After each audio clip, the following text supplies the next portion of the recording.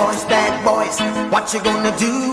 What you gonna do when they come for you? Good day, folks, and welcome to another edition of Lumberjack Logic. I'm your host, Neil Johnson. Things are heating up at the FBI, where the former director, James Comey, is now being investigated for an off-the-books operation, a honeypot operation to spy on the Trump campaign.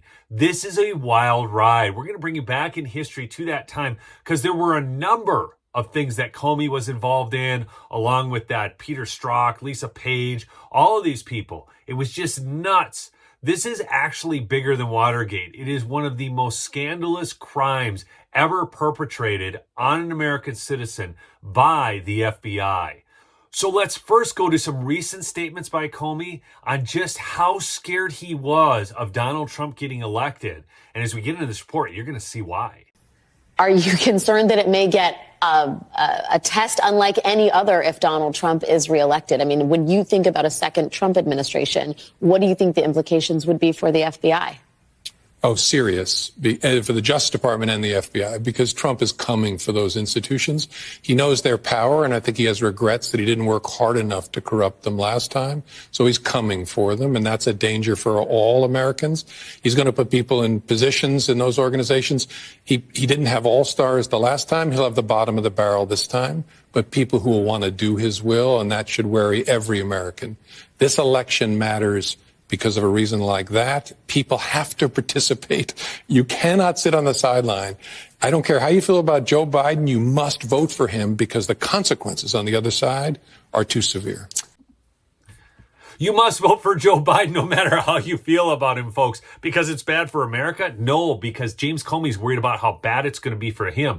When he talks about how he didn't have all-stars before and now it's going to be bottom of the barrel, remember, James Comey was one of those not all-stars. I just want you to remember this. So he's basically outing himself as not an all-star. But besides that, I think we now have Dan Bongino and Kash Patel, who definitely are all-stars.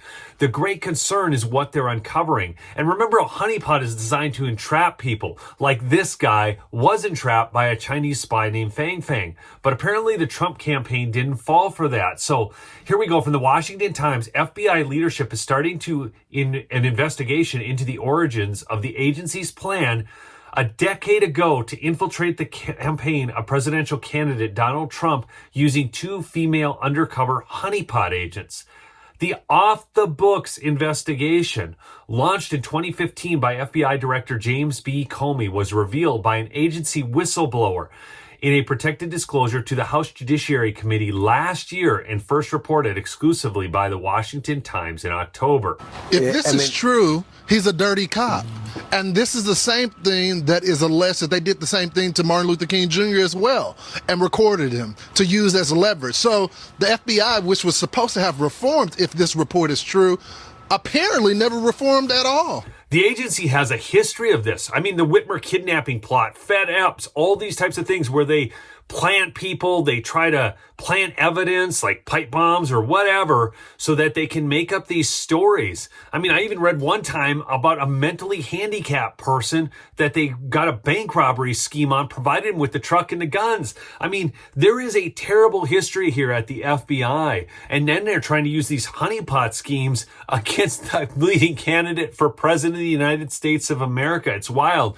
So I'm going to take you back in time to when Tucker Carlson was talking about Susan Rice and what was going on with James Comey.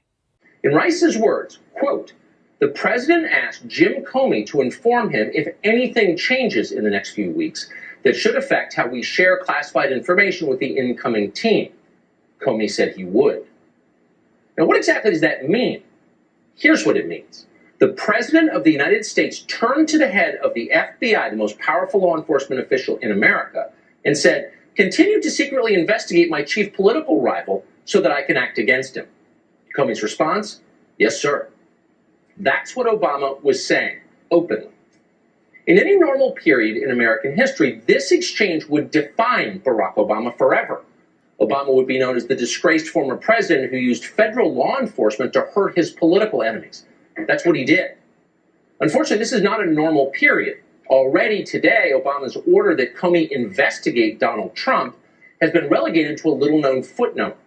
Joe Biden happened to be sitting in the room when this happened. Has Biden ever been asked about that? It's possible he never has been. Most media outlets have ignored the origins of the Russia conspiracy hoax completely.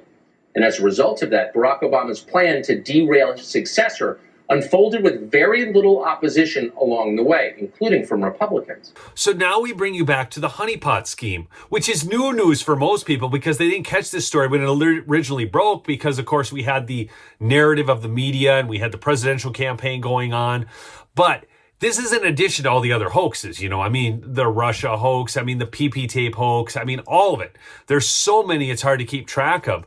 But I think actually Mike Lindell needs to make a new MyPillow with Kash Patel's face on it for liberals to cry themselves to sleep in. By the way, you can go to MyPillow.com, use promo code Lumberjack for big savings, folks. But what's so amazing about this story, too, is this is whistleblowers who the left had always told us we needed to protect the whistleblowers. Remember that? But, they just changed to the new current thing. They're like a liberal hive mind mentality.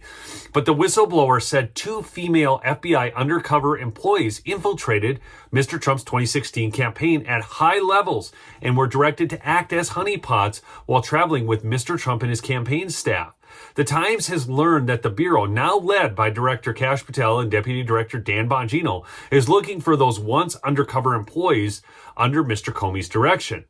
The FBI has declined to comment. That's not unusual, of course. According to the whistleblower disclosure, which the Times reviewed, the investigation differed from Crossfire Hurricane, a later FBI counterintelligence operation that looked into never-proved allegations that the campaign was colluding with Russia. And that Russia hoax, folks, they're going to find more about that as time goes on. And remember when James Comey had that illegal, seditious operation against General Flynn? Check this interview out and look at the smirk on his face that's about to be wiped off. It's hard to imagine 2 FBI agents ending up in the sit room. How did that happen? I sent them.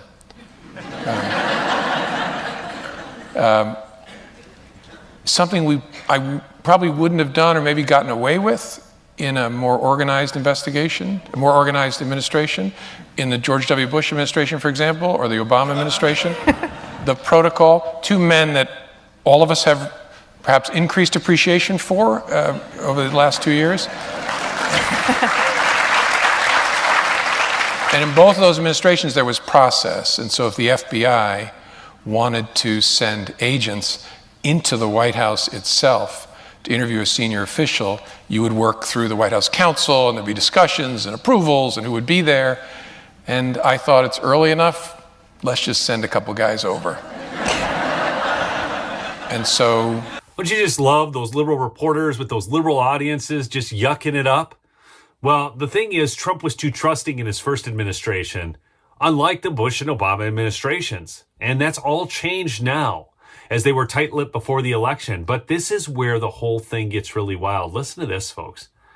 The whistleblower agent personally knew that Mr. Comey ordered an FBI investigation into Mr. Trump, and that Mr. Comey personally directed it. Off the books, of course, according to the disclosure. The investigation did not appear to target a specific crime, so they didn't even have a crime to go after. It was more of what agents would describe as a fishing expedition to find anything incriminating against Mr. Trump. So this is where we talk about investigating the person as opposed to investigating the crime, because most people are breaking laws every day that they don't even know of. So if you consistently investigate a person, you'll find something. But that's why we are tasked in America, our law enforcement agencies, with investigating a crime, not a person. The whistleblower said the undercover operation was obscured from Justice Department Inspector General Michael E. Horowitz, who investigated misconduct in the Bureau's probe of the Trump campaign. The case had no predicated foundation, so Comey personally directed the investigation without creating an official case file in Sentinel or any other FBI system. According to the whistleblower's disclosure, the FBI has multiple methods of protecting highly sensitive investigations, so Comey did not have a legitimate reason not to officially create an official investigation file or have a file number. Folks, this is not going to turn out well for him. I mean, he is going to get investigated. I pray to God he gets prosecuted. You cannot allow these criminals to go unchecked. You cannot allow their actions to be just that they can have this unfettered ability to do these types of things. It's horrible. So we'll see what comes of all this, but I don't think it's going to turn out well for Mr. Comey. I don't think that smirk on his face will last too long. Again, remember to subscribe if you're new. And go check out my sponsor, MyPillow. Free shipping over there right now with promo code Lumberjack at MyPillow.com, or call the 800 number at 1-800-568-2865. Again, that's 1-800-568-2865. See you in the next episode. Peace out.